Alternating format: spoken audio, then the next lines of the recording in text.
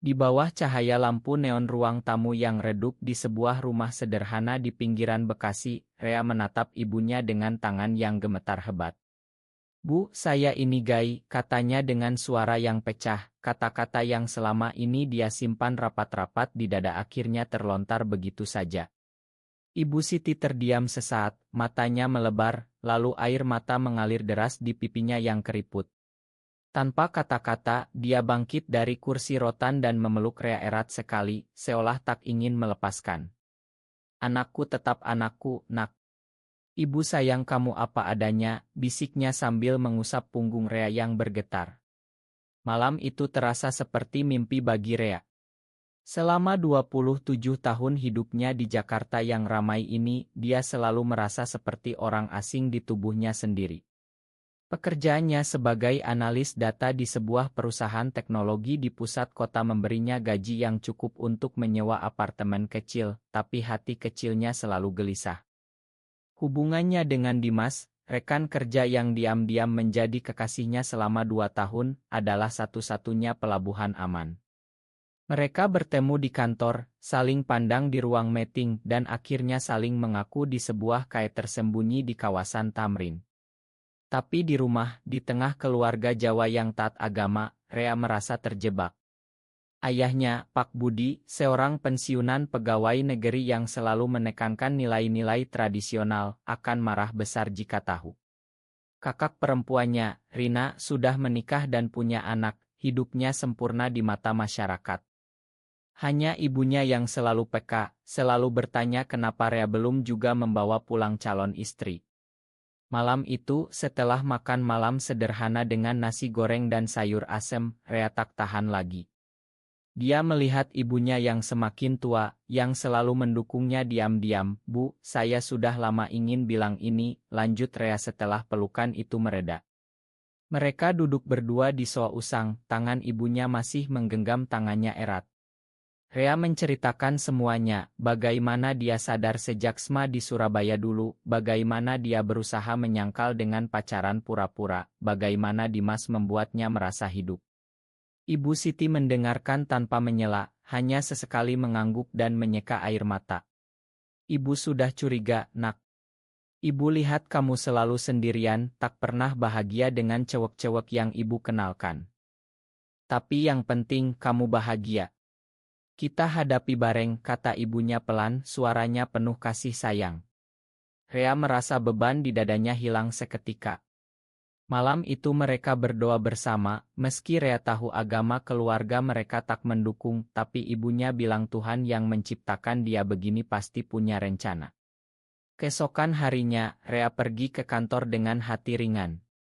Dimas menyambutnya dengan senyum rahasia di lift. "Gimana sayang?" tanya Dimas pelan saat tak ada orang. "Ibu terima, Mas." "Dia peluk aku erat banget," jawab Rea bahagia. Mereka merencanakan liburan kecil ke Bali akhir pekan nanti, hanya berdua, jauh dari mata dunia. Di rumah, ibu mulai memasak makanan favorit Rea, seolah tak ada yang berubah. Tapi di balik senyumnya, Rea tak tahu bahwa pelukan hangat itu akan menjadi titik balik yang tak terduga. Hari-hari berikutnya penuh kehangatan. Ibu bertanya tentang Dimas, ingin tahu bagaimana karakternya, apakah dia baik. Rea cerita panjang lebar, dan ibu mendengarkan seperti mendengarkan cerita anak kecil.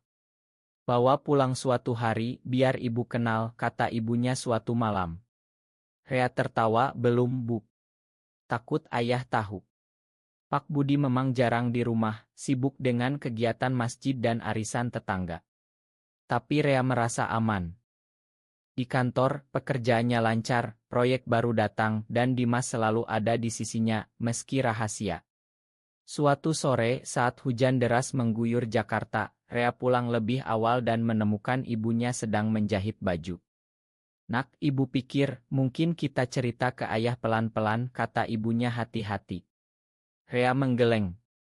"Belum, Bu. Kasih waktu saya." Mereka duduk ngobrol sampai larut, tentang masa kecil Rea, tentang mimpi-mimpinya yang tertunda karena takut dihakimi. Rea merasa tumbuh, merasa dilihat sebagai dirinya sendiri untuk pertama kali.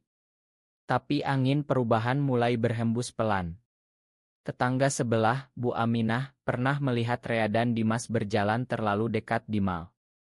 Gosip kecil mulai beredar di warung kopi dekat rumah. Rea tak tahu, tapi ibunya mulai gelisah. "Nak, hati-hati ya," pesan ibunya suatu pagi saat Rea berangkat kerja. Rea hanya tersenyum, masih dalam euforia pelukan itu. Malam itu, saat makan malam, ibu memeluknya lagi sebelum tidur, lebih erat dari biasanya. "Apapun yang terjadi, ibu di sini," katanya. Rea tak sadar bahwa kata-kata itu akan diuji lebih cepat dari yang dia kira. Kehidupan di Jakarta terus berjalan, lalu lintas macet, kantor penuh deadline, tapi hati Rea penuh harap. Dimas mengajaknya makan malam romantis di sebuah resto kecil di Kemang. Mereka bicara tentang masa depan, tentang mungkin pindah ke kota lain suatu hari. Rea cerita tentang ibunya, tentang pelukan yang membuatnya berani. Dimas memegang tangannya di bawah meja. "Kamu beruntung punya ibu seperti itu," katanya. Rea mengangguk, tak tahu bahwa keberuntungan itu akan diuji dengan badai yang datang perlahan. Pagi berikutnya, Rea bangun dengan senyum di wajah. Ibu sudah menyiapkan sarapan, nasi uduk dan telur dadar kesukaannya. "Makasih, Bu. Kemarin malam enak banget ngobrolnya," kata Rea sambil memeluk ibunya dari belakang. Ibu tertawa pelan. "Ibu juga, Nak. Rasanya lega tahu kamu jujur." Mereka makan bersama, bicara ringan tentang cuaca, tentang tetangga yang baru pindah. Rea pergi ke kantor dengan hati ringan, naik kereta komuter yang penuh sesak. Di kantor, Dimas sudah menunggu di meja kerjanya dengan kopi hangat. "Semalam mimpi apa?" Senyum terus dari tadi, goda Dimas pelan saat tak ada yang memperhatikan. Rea cerita singkat tentang ibunya, tentang dukungan itu.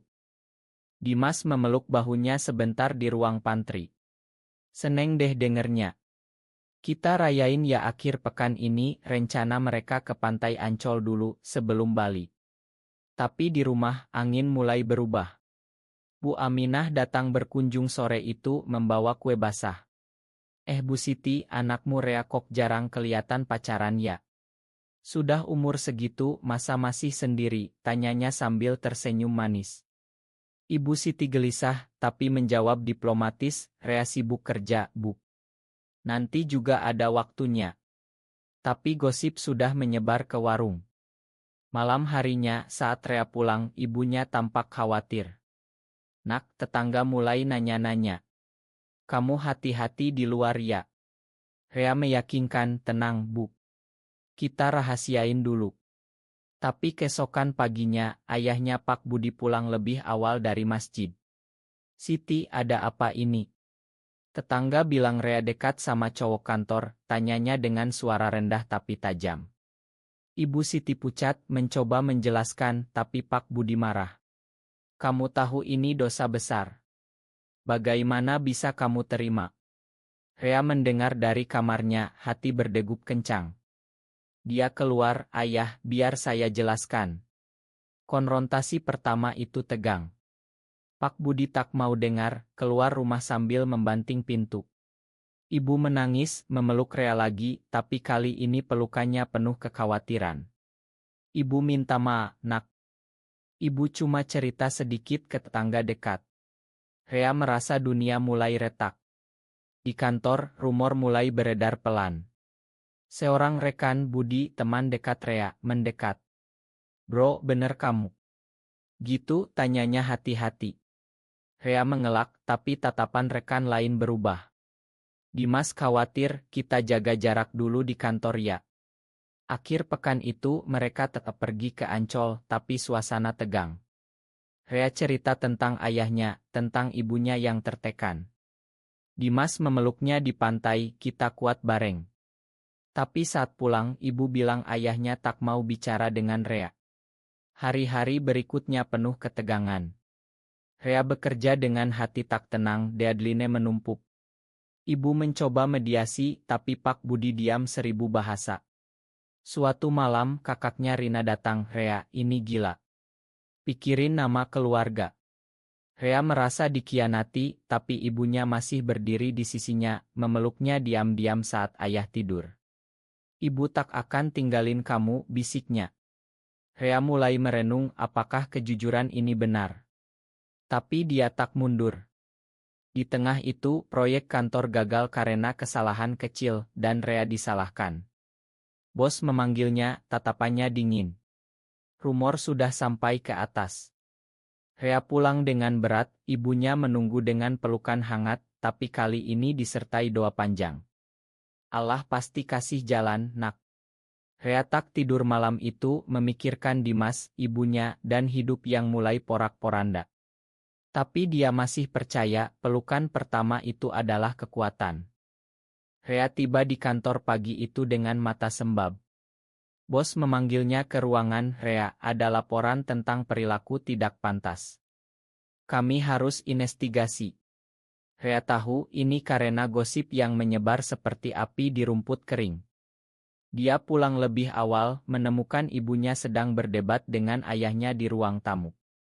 Budi, dia anak kita, kata ibu dengan suara gemetar. Pak Budi berdiri tegar, ini aib keluarga.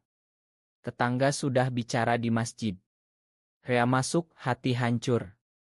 Ayahnya menatapnya dingin, kamu bukan anakku lagi kalau begini. Ibu menangis, memeluk Rea erat di depan ayah, tapi ayah keluar rumah.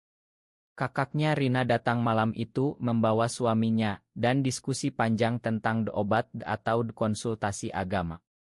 Rea merasa terkepung. Dimas menelepon, aku dengar di kantor, kamu oke. Rea cerita, suaranya pecah. Mereka bertemu diam-diam di taman, memeluk sebentar, tapi takut dilihat. Kita tahan dulu, kata Dimas. Tapi tekanan meningkat. Tetangga mulai menghindari keluarga mereka, undangan arisan tak datang. Ibu Siti mulai kurus, tapi masih memeluk Rea setiap malam, ibu kuat, nak. Di kantor, rekan Budi yang dulu dekat kini menjauh, bahkan memindahkan meja. Proyek Rea ditunda, gajinya dipotong alasan kinerja. Rea mulai meragukan diri, mungkin aku salah mengaku. Tapi saat ibunya memeluknya lagi, jangan menyerah, nak, dia bangkit. Suatu hari, sepupu datang dari Surabaya, mendengar cerita dan marah besar. Keluarga besar berkumpul, Rea diinterogasi seperti tersangka. Ibu membela, pelukannya jadi benteng. Tapi Rea kehilangan teman lama, yang dulu dia anggap saudara. Dimas juga terkena, bosnya memperingatkan.